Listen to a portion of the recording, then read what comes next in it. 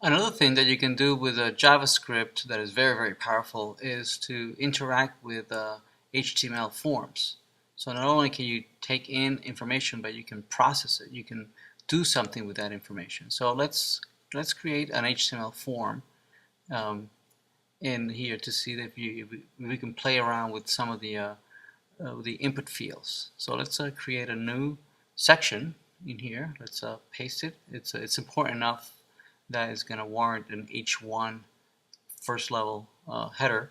Let's save that and let's see.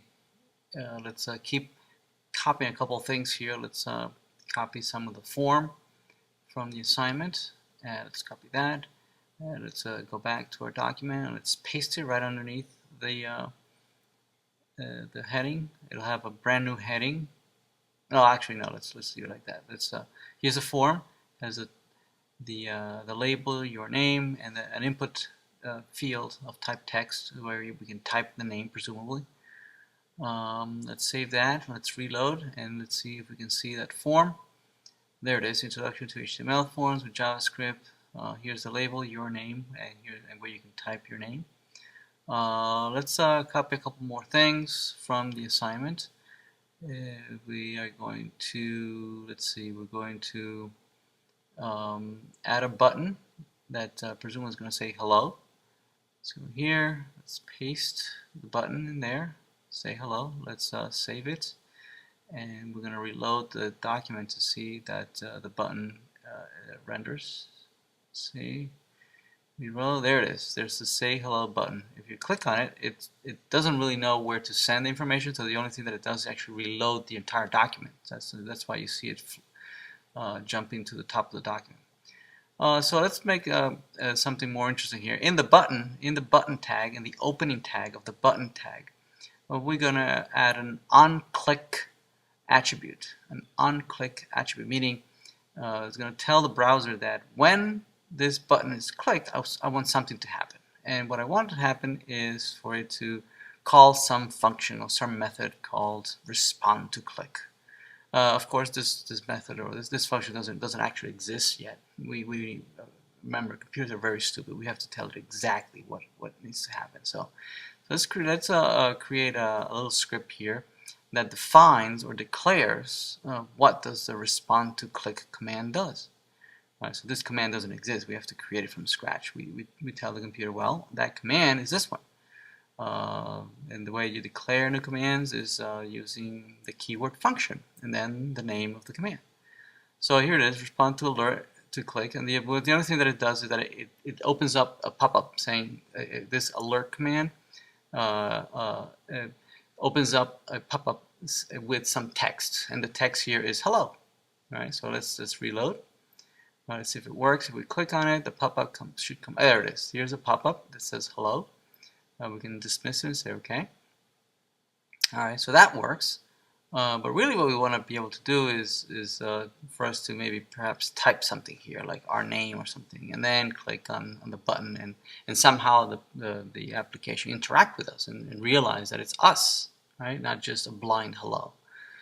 So let's keep going here a little further and say, well, we need to extract the value of the input field, right? So we need to name the input field. We need to give it a unique identifier that's saying this input field's ID or this input field's name is so-and-so, right? So in this case, we're going to call our particular input field where we type our name, we're going to call it the name, right? So we just gave it a unique name to this input field. Now that we have a name, right, we can now go back to our command and tell the browser, right, that when they click on the button to retrieve or get a hold of this input field, call the name, right? We do that with a command, the browser command called get element by ID, right? So we're basically telling the browser here, get a hold of that input field, right? It's called the name.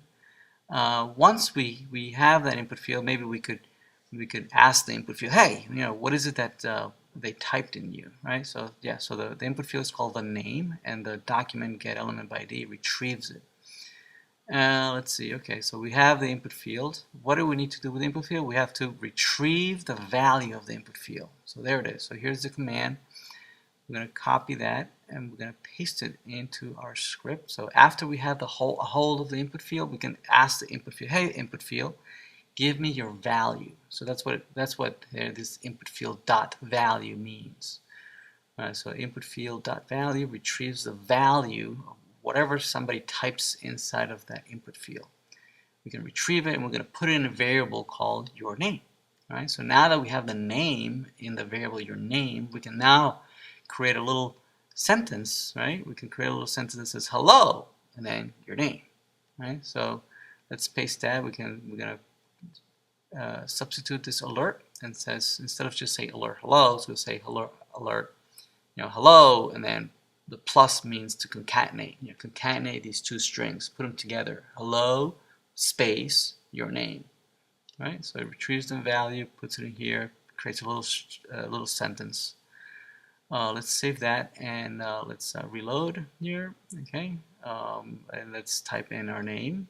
Let's say Jose. Let's say hello. There it is. Hello, Jose. And you might be at home and you're also visiting this page, and you might type in your name, Alex. And to you, it says hello, Alex. That's great. So it interacts with each one of us in our particular way. That's awesome.